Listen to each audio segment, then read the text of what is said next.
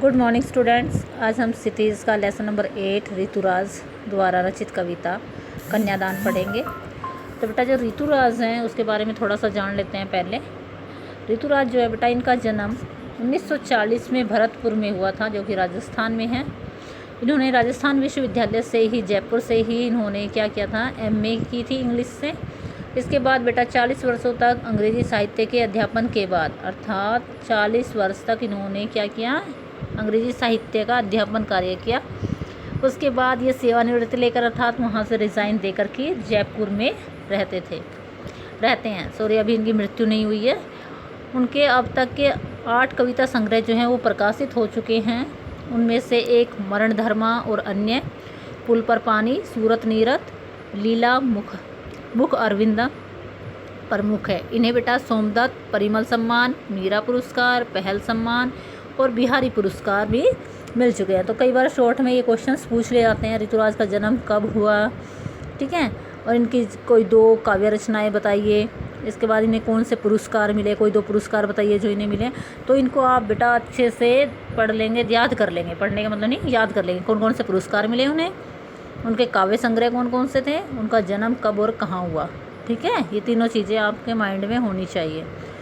इसके बाद बेटा इनके द्वारा लिखी गई जो कविता है वो देखते हैं। कन्यादान, जो कन्यादान कविता है बेटा, कन्यादान क्या होता है बेटा? कन्यादान होता है कि माँ जो होती है वो अपनी बेटी को, ठीक है, जो अपनी बेटी का वो कन्यादान करती है, उसे विदाई देती है। ठीक है, विदाई के समय जो माँ होती है वो अपनी पुत्री को जो शिक्षा देती है कि वो अपनी पुत्री को क्या क्या बातें समझाती है, क्या कहती है। हाँ जी बेटा, तो जो कवि हैं वो माता द्वारा विदाई के समय अपनी बेटी को दिए जाने वाली जो शिक्षा होती है उसका जो वर्णन है वो इस कविता में उन्होंने किया है। इस कविता के माध्यम से जो कवि ने बेटी को क्या बताया है, माँ की अंतिम पूंजी बताया है। माँ की अंतिम पूंजी क्यों है? क्योंकि जो माँ होती है वो बेटी की सहेली होती है, फ्रेंड होती है। ठीक है, क्योंकि वह अपना सारा सुख दुख, और बेटी भी अपना सभी सुख दुख माँ के साथ ही बांटती है। तो माँ का और जो बेटी का जो रिश्ता होता है वो भावात्मक रूप से जुड़ा हुआ होता है। तो माँ को जो बेटी है अपनी अंतिम पूंजी लग रही है। ठीक है, तो इसमें कवि ने माँ द्वारा दी गई शिक्षा को बताया है, और इसमें माँ क्या शिक्षा दे रही है और वह कैसे माँ के लिए अंतिम पूंजी है। ठीक है, और अपनी कविता के माध्यम से जो कवि है वो माँ की शिक्षा के माध्यम से नारी जागृति की भावना को उजागर करना चाहता है। कवि का जो मुख्य उद्देश्य है बेटा वो नारी को उसके बंधन, बेड़ियों और उनके कारणों को समझाना है कि जो नारियां हैं उसके लिए क्या बंधन हैं, क्या बेड़ियां हैं। ठीक है, कवि का कहना है कि जो नारी का जो सौंदर्य होता है, जो उसकी प्रशंसा होती है, जो उसके वस्त्र होते हैं, जो गहने होते हैं, वो उसको गुलाम बनाने के नए नए ढंग होते हैं। तो नारी को इन बंधनों में फंस करके अपने व्यक्तित्व को भूलना नहीं चाहिए। कभी कभी जो पुरुष होते हैं उन्हें जल करके मरने के लिए विवश कर देते हैं, फिर उसे जला करके क्या कर देते हैं, फिर जला करके मार दिया जाता है। ठीक है, तो ये सब किस कारण होता है? लड़की के भोलेपन के कारण होता है। तो इसके लिए कवि जो है वो इस शिक्षा अपनी कविता के माध्यम से नारी समाज को जागृत करना चाहता है कि उन्हें इन बंधनों में फंस कर नहीं रहना चाहिए, अपने व्यक्तित्व को भूलना नहीं चाहिए। और ये जो कवि है इस कविता के माध्यम से यही संदेश देना चाहता है कि यदि नारी अपनी कोमलता, सरलता और भोलेपन के प्रति सचेत हो जाए, ठीक है, तो उसकी वह क्या, उसका कोई शोषण नहीं कर सकता।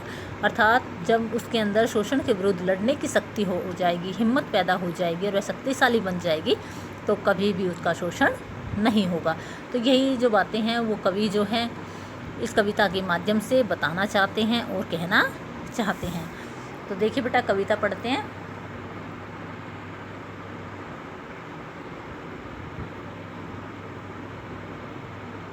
कितना प्रामाणिक था उसका दुख लड़की को दान में देते वक्त, जैसे वही उसकी अंतिम पूंजी हो। क्या कहा है इसमें कवि ने?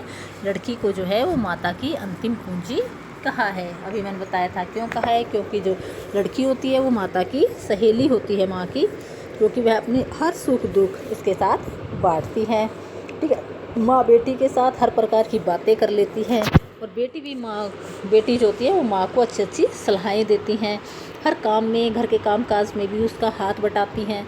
इसलिए जो माँ बेटी होती है वो माँ की एकमात्र पूंजी होती है, और जो विवाह के पश्चात कहाँ जा रही है, अपने ससुराल जा रही है, और इसलिए माँ जो है वो अकेली हो गई है। तो वो कहते हैं कि ये जो दुख है वो क्या है, प्रमाणिक है, सत्य है, वास्तविक है, कि जब माँ अपनी लड़की की शादी करती है, ठीक है, दान में देते वक्त जो माँ का दुख होता है वह वास्तविक है, और सभी दुख जो होते हैं उसकी तुलना में वह अधिक है, जैसे वह उसकी अंतिम पूंजी। और माँ के दुख को देख करके ऐसा लगता है मानो जो लड़की है वह माँ की अंतिम पूंजी हो, कि अब माँ के पास, लड़की को विदा करते समय, विदा करने के बाद अब माँ के पास कुछ भी नहीं बचा है, इसलिए वह उसे अपनी अंतिम पूंजी रखती है।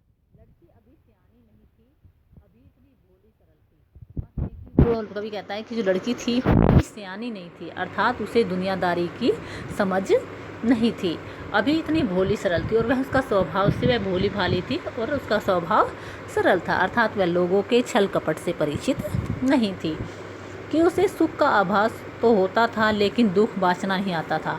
कह रही जो लड़की है उसे सुख का आभास होता था, अर्थात सुख के से तो वह परिचित थी, लेकिन वह दुख से परिचित नहीं थी, उसे दुख बाँचना नहीं आता था, अर्थात वह दुख से अनभिज्ञ थी।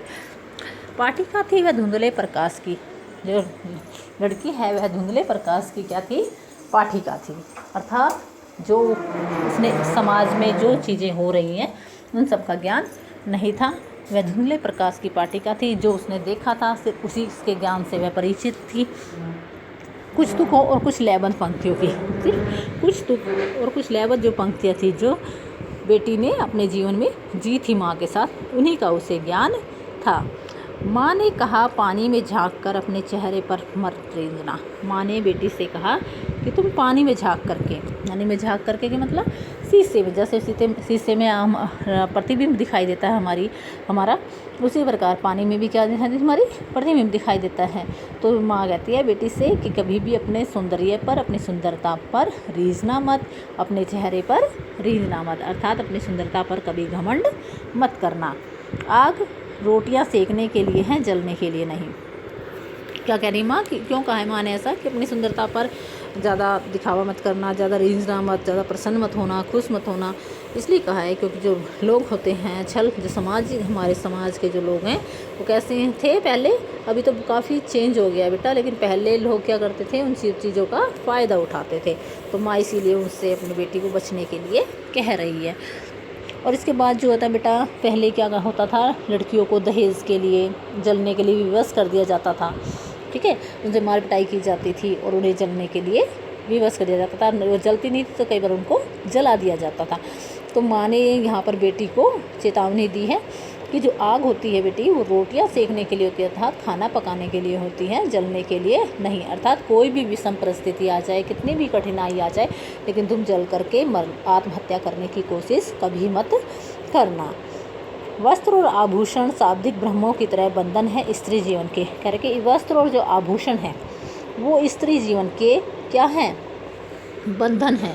अर्थात वस्त्र और नए नए वस्त्र, नए नए आभूषण दे करके स्त्री को क्या कर दिया जाता है, मोह माया के जाल में बांध लिया जाता है। अर्थात उसे थोड़े से वस्त्र आभूषण दिए और उससे अपनी बातें मनवा ली जाती हैं। तो इसी तरह से माँ कह रही है कि ये शाब्दिक जो ब्रह्म है, वस्त्र और आभूषण, इनसे आप बच करके रहना, अर्थात इनके जाल में बंद करके मत रहना, इनकी बातों, इनके पीछे जो जाल है उसको तुम समझना। माँ ने कहा लड़की होना पर लड़की जैसी दिखाई मत देना, अर्थात तुम लड़की हो माना, लेकिन तुम लड़की जैसी हो, अर्थात जैसा तुम्हारा स्वभाव है, तुम सरल हो, भोली भाली हो, तुम्हें दुनियादारी की जानकारी नहीं है, दुनिया के छल कपट को तुम समझती नहीं हो, तो ये जो तुम्हारी कमजोरियाँ हैं वो दूसरों के सामने कभी भी प्रकट मत करना। जब व्यक्ति अपनी कमजोरियों को दूसरों के सामने प्रकट करता है तो व्यक्ति क्या करते हैं, समाज क्या करता है, उससे उसका फ़ायदा उठाता है।